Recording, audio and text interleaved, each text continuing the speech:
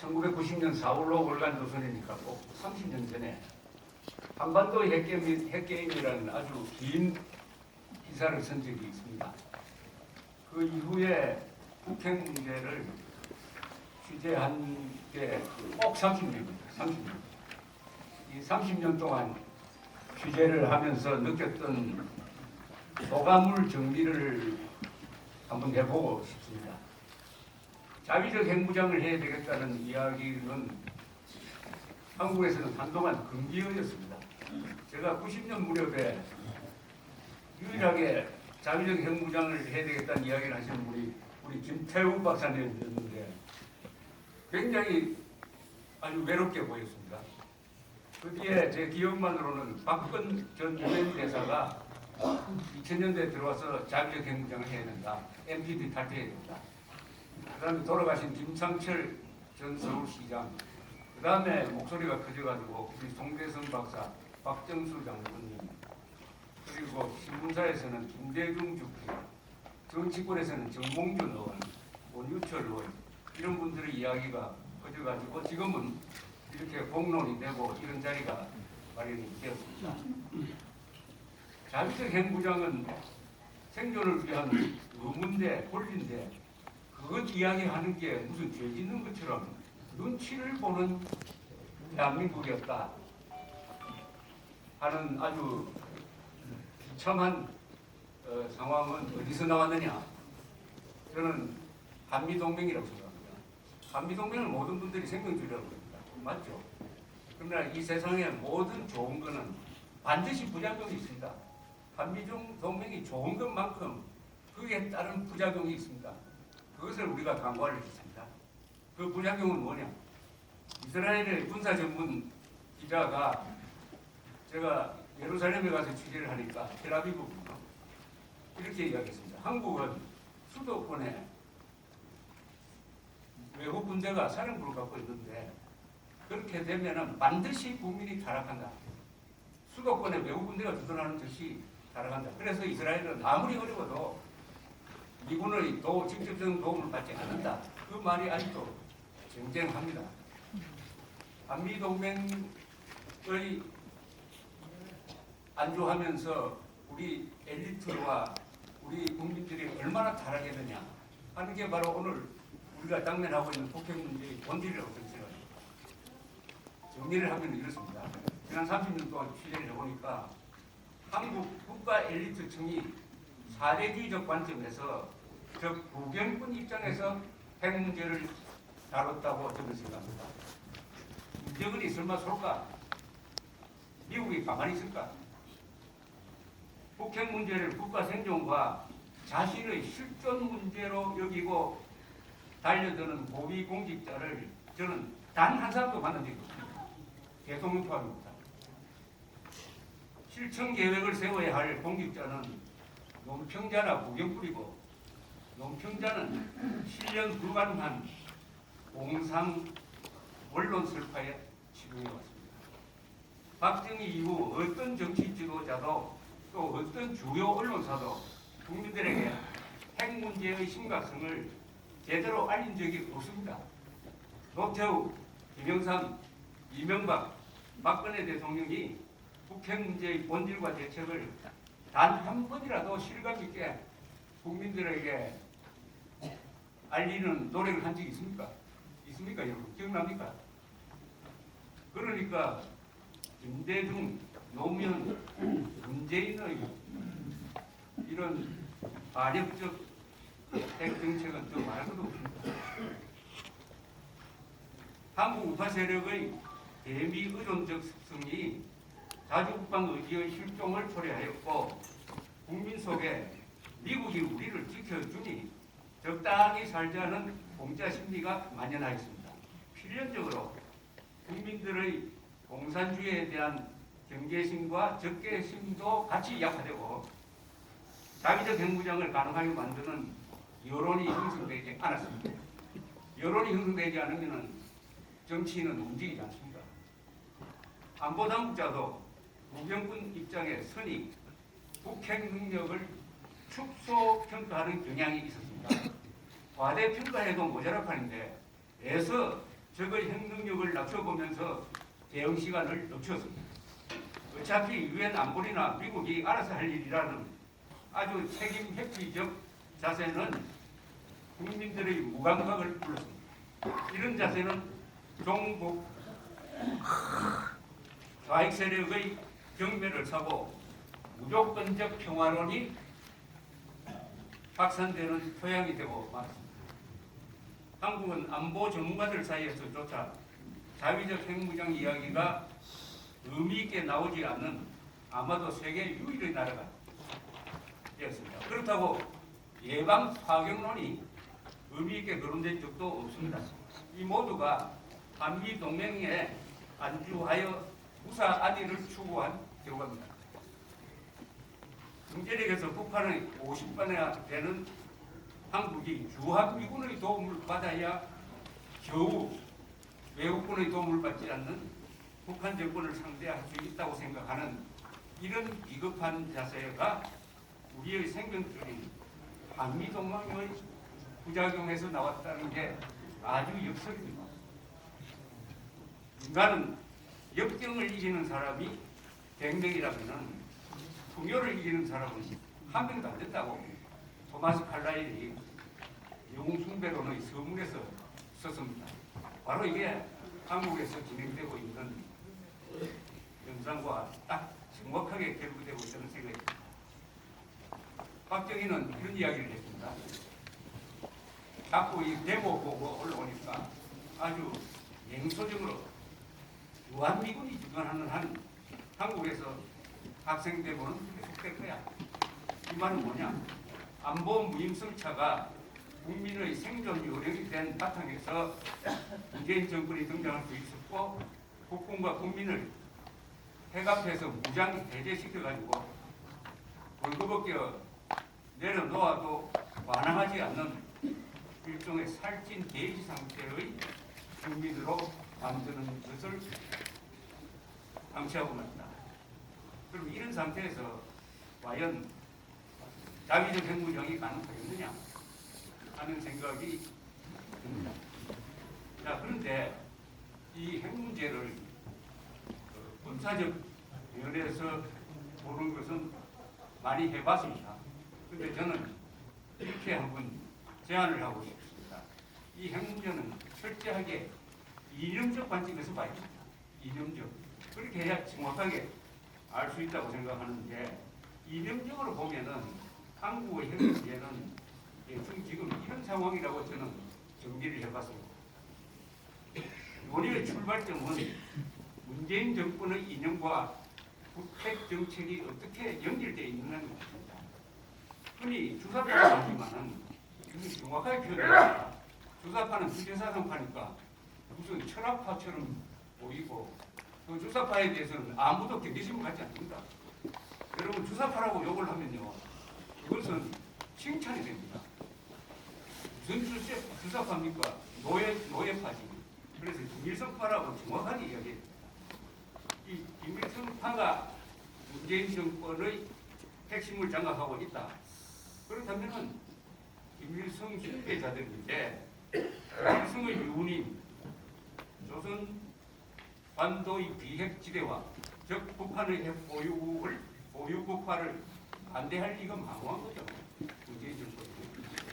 4.27 판문점 선언은 그대로 읽으면 됩니다. 이 4.27 판문점 선언에 대해서 오해가 많아요. 아니 그대로 읽으면은 결론은 뭐냐? 북한의 핵 보유국화를 문재인 정권이 국제사회에서 뒷받침한다는 내용으로 되어 있습니다.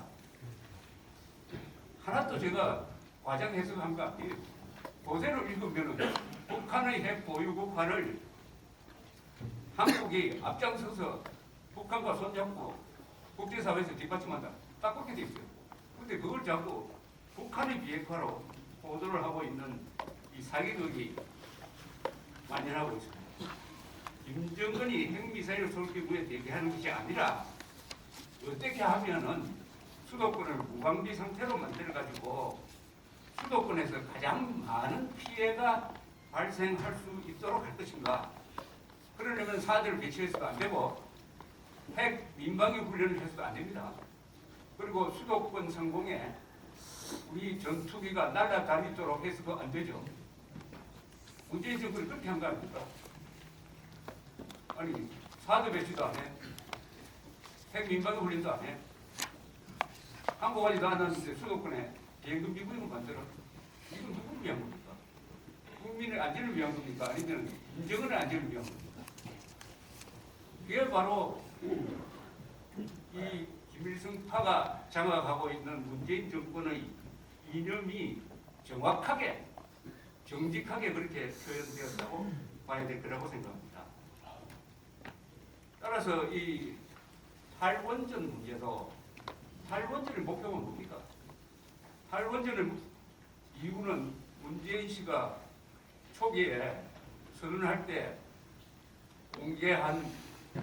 공개는 완전히 엉터리였습니다. 후쿠시마 원전 사고로 1,300명 이상이 죽었다. 그때 단 한 사람도 죽지 않았습니다. 그 목표는 뭐겠습니까? 환경 문제입니까? 아니죠. 탈원전은 누구를 위한 겁니까? 이렇게 원자력 학자들이 아주 집회에 가면 애타게 이야기합니다. 간단하죠. 탈원전은 김정은을 위한 거죠. 김정은을 위해서 대한민국에 핵폭탄을 개발할 수 있는 기반을 없애겠다는 거죠. 이게 탈원전 아닙니까? 문재인 씨는 북한의 원자폭탄은 위험하다고 생각하지 않고 한국의 세계에서 가장 안전한 원자력 발전소는 위험하다고 생각합니다. 이게 이 사람의 이념이에요. 이념은 가치관이고 가치관은 우리가 좋다는 것을 저쪽은 나쁘다고 보고 우리가 나쁘다는 것을 좋다고 생각하는 게 이념이다. 그러니까 핵 문제, 대책 이런 것도 문재인 정권 입장에서 이념적으로 봐야 대답이 나온다. 이런 말씀을 드리고 싶습니다. 올해 신년사에서 문재인 남쪽 대통령은 핵이라는 용어를 한 번도 쓰지 않습니다. 야, 신년사에서 자유란 말 한마디도 안 나오고 핵이란 말 한마디도 안 나오는 연설을 할 수 있다는 것은 기적 아닙니까? 이거 기적입니다. 기적. 왜 그렇겠습니까? 악착같이 자유, 핵, 김정은에게 불리한 단어는 나오기만 하면 그렇게 드러내는 거죠. 이게 바로 이 사람이 가지고 있는 이념입니다. 자, 이런 정권에 대해서 자위적 핵무장을 해달라고 고소하는 것은 이건 희거입니다. 희거. 오히려 이 정권의 반핵성을 폭로해가지고 국민을 자극해가지고 생존 차원에서 국민 속에서 핵문장이 나오도록 하는 게 바른 방향이라고 생각합니다. 이제는 행복을 위하여 국민의 안전을 희생시키면서 이를 한반도의 비핵화, 민족 평화화해라고 사기치고 있습니다. 남북 간의 합의문에 나오는 민족 경제의 균형 발전에 의한 공동번영 이거 아십니까? 6.15선언, 14선언, 4.27선언에 항상 나옵니다. 이걸 평화경제라고 요약합니다. 그러니까 이건 뭐냐? 좋은 단어, 민족, 균형, 공동, 번영, 좋은 단어를 비논리적으로 연결하면은 이런 말이 됩니다. 쉽게 말하면 이런 말입니다. 비 오는 달밤에 단둘이 홀로 앉아 흘러가는 미래를 추억한다. 여기에 우리 국민들이 많이 속습니다. 이상하거든요. 비 오는 달밤에 단둘이 홀로 앉아 얼마나 로맨틱합니까? 여기에 왜 우리 국민들이 속느냐? 바로 자주국방 의지를 포기한 국민은 아무리 머리가 좋고 잘 살고 해도 이런 식으로 행동한다. 가장 큰 부패는 자기 생존 문제를 충분히 해결할 수 있는 능력을 갖추고도 미국한테 의존하고 우리는 웰빙에 전념하겠다. 이렇게 함으로써 살찐 돼지가 돼가지고 문재인 정권으로부터는 개돼지 취급을 받고 굶주린 늑대 같은 김정은으로부터는 살찐 돼지 취급을 받는 이 대한민국의 엘리트와 국민을 있는 그대로 보고 이걸 어떻게 해결할 거냐? 저는 하나 있다고 생각합니다. 그것은 김정은을 주적으로 해야 됩니다. 문재인은 김정은의 수석 대변인이니까 문재인하고 싸우는 것은 피곤해요. 여기서 승부가 나더라도 운 좋게 우리가 다시 정권을 가져오더라도 그 정권은 과거의 이명박 박근혜 정권 이상이 되지 않을 것입니다. 문제 해결이 안 됩니다. 북핵 문제의 근원적 해결은 김정은 정권을 무너뜨려요. 김정은 정권을 무너뜨리는 게 자유통일 전략 아닙니까? 자유통일. 공산혁명 전략을 펴면 우리는 자유혁명 전략을 펴야죠. 그렇게 하려면 우리가 가지고 있는 무기가 있습니다. 우리도 비대칭 전술을 써야 됩니다. 그것은 우리가 가지고 있는 돈, 우리가 가지고 있는 자유가 있을 때 자유를 써야 되고 돈이 있을 때 돈을 써서 북한의 김정은을 주적으로 두고 그렇게 되면은 우리 편이 많아집니다. 문재인을 주적으로 두면은 우리 편이 될 사람은 한국 안에서 50%밖에 안 돼요. 그러나 김정은을 주적으로 두는 순간 적어도 대한민국 안에 한 70, 80%는 우리 편으로 만들 수 있습니다. 그리고 국제사회는 다 우리 편으로 만들 수가 있습니다. 그럼 김정은에게 뭘 요구를 하느냐? 저는 광화문 집회 마이크 잡으면 김정은 개새끼라고 하려고 합니다. 그런데 미안하죠. 대만도 못한 놈. 그러니까 그 방법도 하나의 방법이 되겠죠. 왜냐하면 이승만 광장 집회를 김정은 부하들이 보고 있습니다. 그때 수십만 명이 김정은 개새끼라고 할 때 주는 충격이 있습니다. 그런 식으로 김정은 정권에게 세 가지를 요구하는 겁니다. 첫째, 북한 노동당 개최하라. 김정은 몰아내라. 그리고 자유선거하라. 이것은 북한 노동당 정권, 김정은이 가지고 있는 우리 민족사의 정통성이 아니라는 거죠. 한반도의 가장 큰 싸움은 민족사의 정통성이 어디에 있느냐를 가지고 싸우는 겁니다. 그래서 북한 노동당 정권, 김정은이가 가지고 있는 이런 반민족성을 폭로하는 것을 통해서 김정은 정권을 무너뜨릴 때 우리가 가지고 있는 전략적 강점, 우리가 있는 강점으로 적의 약한지를 쳐야 되죠. 지금 문재인 정권과 싸우는 것은 낙동강 전선에서 보병들하고 하는 거하고 마찬가지입니다.